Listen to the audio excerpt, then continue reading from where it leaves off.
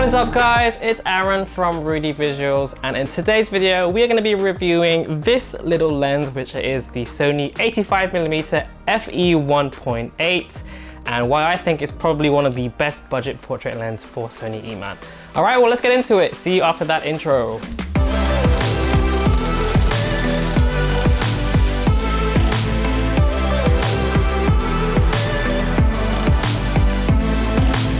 So on this channel, we primarily shoot portrait lenses. We are portrait photographers, and we have talked in the past about why 85mm is such a good focal length for portraits. But to briefly summarize, 85mm is really good for portraits because at that focal length, it's very flattering for people's faces. You get a lot of background compression and people's facial features. They're not distorted as they would be on like a wider focal length. But the 85mm length is not a one-trick pony. It's also really useful for things like street photography, for picking out like close details, even for like landscapes and like architecture. It can be a really good focal length. Likewise, for video shooters, 85mm is really useful because you can really focus in on a subject. So we've been on the market for an 85mm lens for the A7 III for quite a while now, and there are actually a huge number of options out there. I think there are like 6 auto-focusing 85mm lenses, and there are 2 manual focus ones. Now we settled on this guy actually, which is one of the cheaper options. It's one of the 2 Sony lenses. There is the f(1.4), the G Master lens, which is like the high-end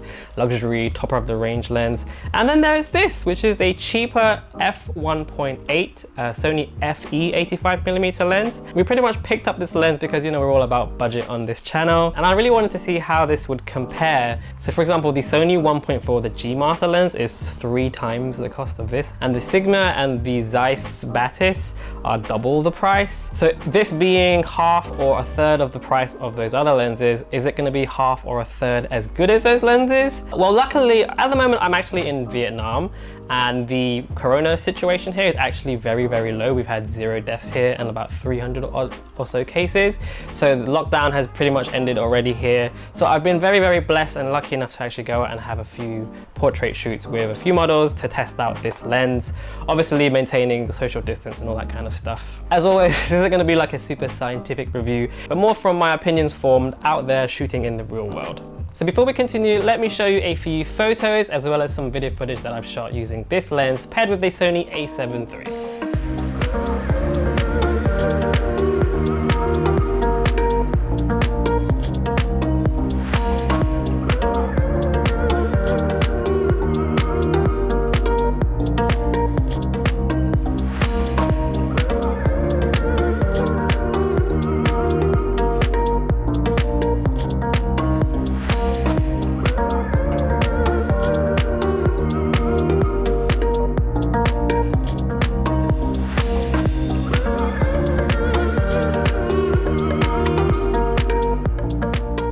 So let's start off with the things that I really liked about this lens. So in terms of build quality, this is by no means a luxury feeling lens, but don't think that that means that this feels cheap either. This sports what I would call a clean kind of minimalistic look. It has got some plastics on it, but it has got a metal casing around the lens, which feels pretty good. It also has a metal mount at the bottom. It's claimed to be moisture and dust resistant as well. It feels lightweight, like I said, 371 grams, so it's very nice and compact. While it doesn't feel like a tank, it definitely feels very durable, very solid. I wouldn't say that this is probably weather sealed, so I wouldn't take it out in snow or in the rain. But overall, yeah, it's a very simple, clean, elegant design. Feels good. So the lens itself has a couple of buttons on the side. So there's an AF and MF switch if you want to quickly switch between autofocus and manual. And there's also a programmable button. I think by default it's a hold focus, but on the, I don't know about other cameras, but on the A7 III you can reprogram it to do whatever you want. So let's talk about autofocus. Obviously when you're shooting portraits, nailing down focus is super important. You definitely want to get those eyes nice and razor sharp and in focus. Thankfully I found this lens performed really well here.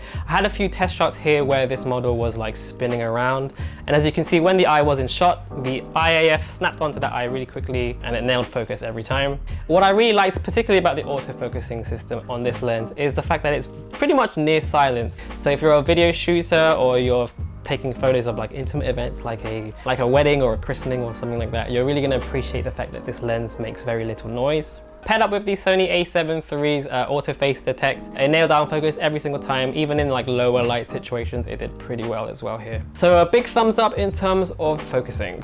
Now, a big selling point of these kinds of lenses is that really wide aperture of f1.8. Coupled with that 85mm focal length, you're gonna be able to really blur out backgrounds and really make subjects and models really stand out, which is why it's so good for portraits. Compared with something like the Tamron zoom lens I've been using here, the 28-75, that can create kind of like quite messy looking bokeh, which I actually quite like, but some people find that a little bit distracting and they prefer smoother bokeh. The 85 FE did pretty well here. As you can see, it's not like the smoothest bokeh I've ever seen in my entire life. An f1.4 or a 1.2 lens is obviously going to blur out that background a lot more. It still produced quite nice looking bokeh to my eye. And of course, that wide aperture of f1 is also going to be very, very handy in low light situations as well. So now for the really big one, so that's image quality. Now without that, the Sony 85 FE is just a brilliant lens when it comes to image quality. It's so sharp. Like you can see some of these photos here. This actually kind of blew me away in terms of how sharp it was. I mean, some of these eyes look like glass to me. It's so nice and sharp. Even wide open at f1.8, sharpness remained very, very nice. Stop it down to about f2.8 and f4 and you're getting like really razor sharp pictures. There's also really nice contrast corner to corner. And I thought it rendered colors very, very nicely, good color accuracy and good levels of saturation as well. So how does this lens compare to its many rivals on the Sony E-mount? Now personally, I've only used the Sony 1.4, the G Master lens, which I've rented out a few times, but personally, I don't really see a huge difference. Yes, the 1.4 does create slightly smoother bokeh. You're gonna like blur out that background slightly more, but you really have to pixel peep in order to see that. There are a ton of videos on YouTube comparing the FE to the G Master, and there's like shootouts with all the lenses. But in my opinion, you really have to pixel peek in order to see any kind of major differences. They're all very similar performing lenses. Yes, some of these higher end lenses may be better in terms of like the build quality and longevity of those lenses. But even in terms of like autofocusing, the Sony FE focused faster than some of those other lenses. So are those other lenses $1,000 or $500 better than this lens? I don't think they are really. For most people, I would recommend this lens over those lenses. Like if you've got the money, even if you have the money to spend, do you need f1.4 over f1.8? Do you need it to be rugged and weather sealed? Are you actually going to be taking it out on mountains? Like 99% of people will probably say no. So the actual value you're getting, price to performance, like dollars to ratio, I would recommend this lens wholeheartedly every single time. So in terms of bad things, I mean, there isn't really too much I disliked about the lens. We did talk about the build quality before in terms of the dust and moisture resistance thing. So I guess that can be counted as a negative. But at this price point, there aren't too many lenses that are going to be weather sealed anyway. I did find some noticeable vignetting, so like dark corners, particularly at the wider apertures. But stop it down to f5.6, f8, it pretty much gets rid of it anyway. And most people would say that for portraits anyway, vignetting does look kind of nice. It adds a little bit of character and focuses more on the subject anyway. So, but it's something worth mentioning. Another issue is the color fringing. So color fringing is when you have like purple or green kind of like lines. Whenever there's like high contrasting edges, there was noticeable color fringing at f1.8, even at f2.8. Stop it down to about f4, f5.6, f8, it does kind of start to disappear. These are things that can be fixed anyway in post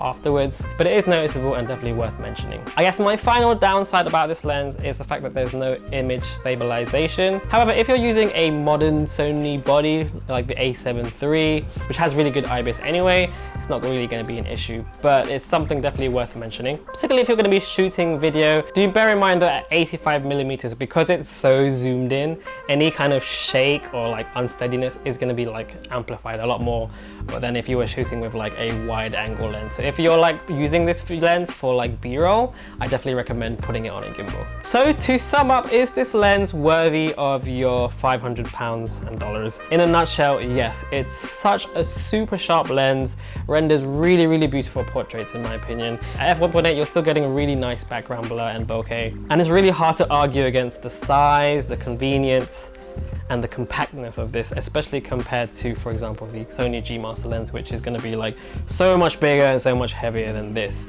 So whether that lens is worth being $1,200, $1,500 more expensive than this.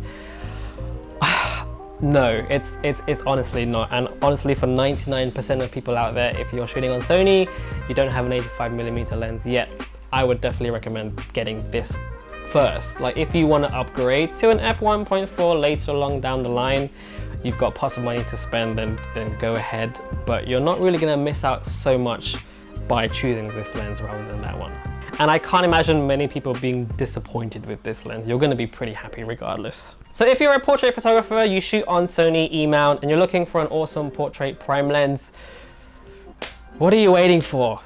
Go get it. Anyway, guys, that's gonna do it for this review. Thank you so much for watching. We really do appreciate it. If you have any questions, feel free to leave them down in the comment section below, and we'll try to get back to you ASAP. And don't forget to follow us on Instagram and Facebook, all that good stuff. Always love to hear from you guys on there. Wherever you are in the world, I hope you are keeping safe during these strange and weird times. And I guess I'll see you on the next video. Thank you so much for watching. Goodbye.